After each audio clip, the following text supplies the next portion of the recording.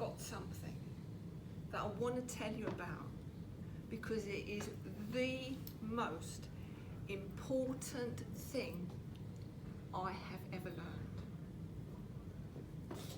And I would like you all to write this down. I am the only problem I will ever have in my life, and I am the solution.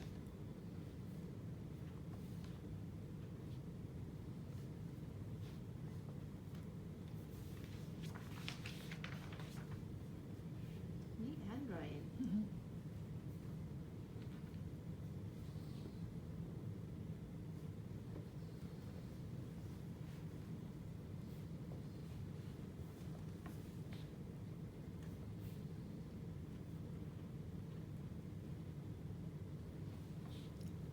Who agrees with that about themselves?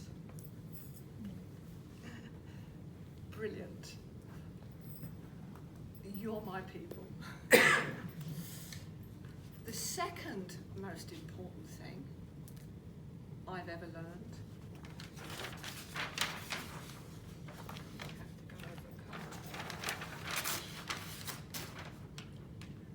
our perception of life creates our biology.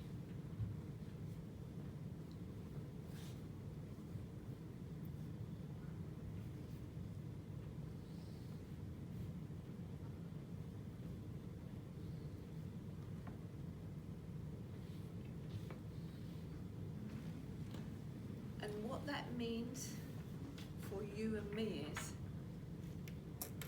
how we see life has a phenomenal effect on our health and well-being. Who knows what I'm talking about here? For those of you who don't, I'm hoping by the time I get to the end of this presentation, you do. And it's really all down to the universe that I'm going to follow up with some of the things that Gita has said. 97% of all illness is created by the stress response.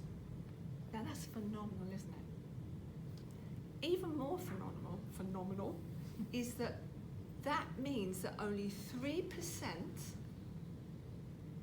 of illness is due to a maladaptation of the body. Isn't that amazing? What do I mean by the stress response?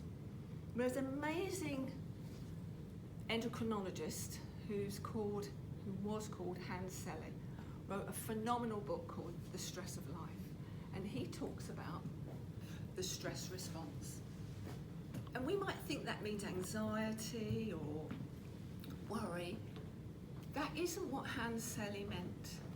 He means anything we have to respond to in life. Now that doesn't have to be negative. It can be winning the lottery, it can be starting a new relationship, it can be ending a relationship, it can be hearing somebody saying in the workplace there's redundancies. Anything that your mind and body has to respond to is known as the stress response.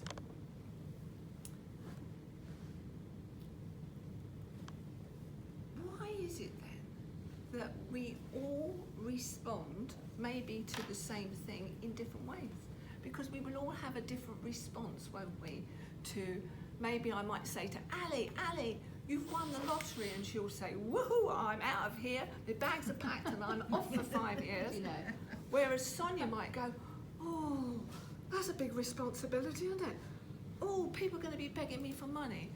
You know, we all respond to the challenges and day-to-day life in different ways. Why is that? Why do we all have unique individual responses to the same things? Why are they all different? You know? It's all down to our perception of life. How we see life. So it may be that you're the sort of person who sees life from a place of love. And that life is one big adventure. Or maybe you're the sort of person who sees life as scary and a threatening place to be.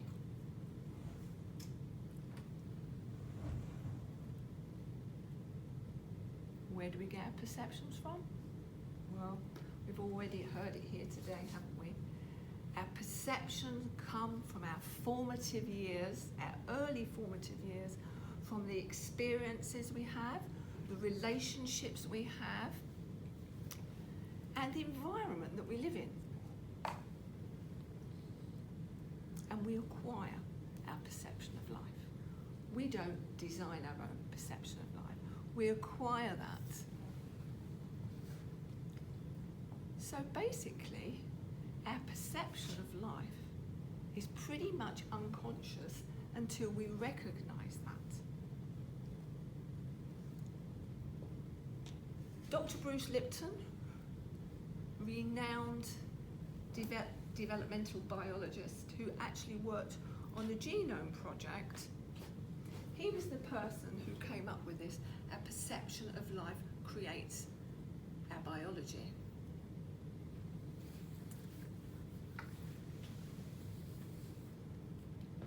Let's just have a couple of examples of this perception of life. Let's think about Meghan and Harry at the moment. It's very topical, isn't it? If you come from a place of life where you see life as full of love and adventure, you're going to say, oh, good on them, you know, that's a good idea. If you come from life, see life as a scary place, something where you're always looking for what's wrong, you're probably going to say, yeah, who's going to be paying for the renovation of that cottage? And who's going to be paying for their security? So you see, similar situation, different perceptions in life. Why is it then, if our perception of life creates our biology, why is it that some people get sick and recover? Some people get sick and don't recover. And there are some people who actually have hardly any illness throughout their life and then die at a ripe old age just from old age. I'm going to show you how that works. Before I do, I want to tell you why I am the person who's qualified to speak to you on this subject. I was a genius at creating chronic illness. At the age of 50, I became bedbound with chronic illness known as ME. My busy, successful life had turned into literally living death. And I found a way to recover from that, only to go on and create 2 more chronic illnesses. How did I do that? Why did I do that? What was my perception of life? If we look back to my childhood, up until the age of 5, I was in hospital most of the time with one illness after the other. In fact, I had pneumonia, double pneumonia, gastroenteritis. I was born 6 weeks premature. Hospital became or sickness became my norm. And that was because my mum and dad both worked on the front line during the Second World War. My mum was loading the guns in Belgium when things got really tough. My dad was shot in Burma, taken Japanese prisoner of war, and God only knows what that man went through. However, when they came back from the war, my mum and dad needed help. They needed support. They both had post-traumatic stress disorder. It wasn't available in those days, was it? It didn't exist. They just had to get on with it. What do you reckon my mum and dad's perception of life was? My dad's mother had committed suicide when he was a little boy. My dad's perception of life was that the world was a bit of a scary place, really, and you always had to be looking out for fear. My mum is another story. I'm not too sure. I think she was the doormat in the family. Anyway, the perception that I acquired, life was a really scary place, and I lived in survival for 60 years. So I think I'm pretty qualified to be talking to you on this subject, don't you? Yeah. What I'd like to talk to you about now is how this works. I need to have a little drink here.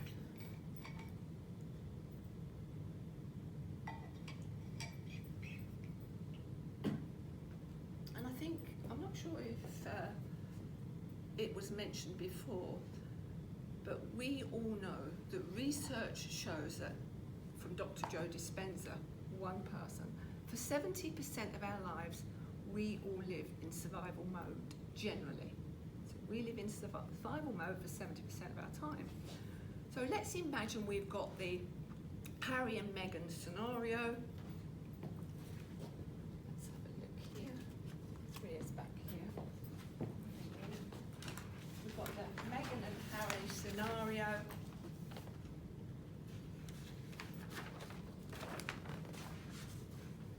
And we would call that a signal from the environment. Something happens in the environment. Can you all see this clearly? Yeah? Something happens in the environment. There's everything in the news, on the internet about what's happening here. Depending on your perception of life, you will either pick up that signal or not. It'll go right over your head, depending on how you see life. For those people who see life from a place of the world is not a very nice, scary place, and there are those people who'll be seeing it from a place of love. Both of those sets of people will then have a stress response to that signal in their environment. That stress response then sends a message to your genes. Your genes pass on the message to your cells. Your cells then make proteins, and proteins are the structure of life. We are a protein-making factory, our body. Now, what's interesting is, if you're picking up this signal from a place of love or from a place of fear, you're going to do exactly the same thing. However, picking up the signal and having a negative response will result in us making cheap protein. Picking up that environmental signal and having a positive response will make good quality protein. So the more you have negative responses to the environmental signals, the more cheap proteins you will make. And the more you have positive responses to the environmental signals, the more quality proteins you make. So it's exactly the same structure, different results. And when you persistently, as I did, come from a place of survival all of my life, always looking what was wrong, what did I do wrong, what's wrong, always looking, oh, is something going to go wrong? You're persistently responding to a signal in the environment, stress response, messaging your genes in a negative way, telling your cells to make proteins and you're making cheap proteins.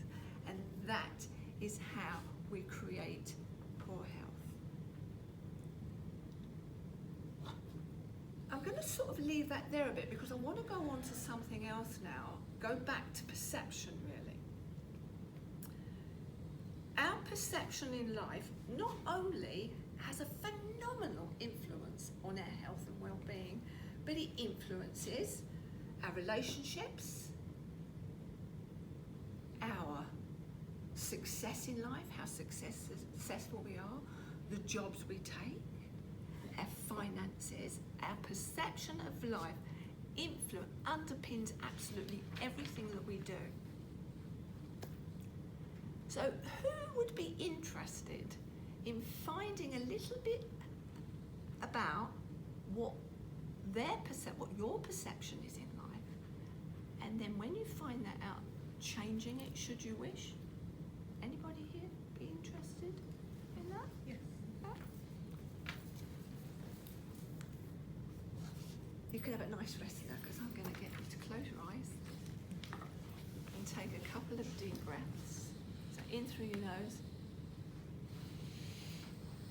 out through your mouth, in through your nose.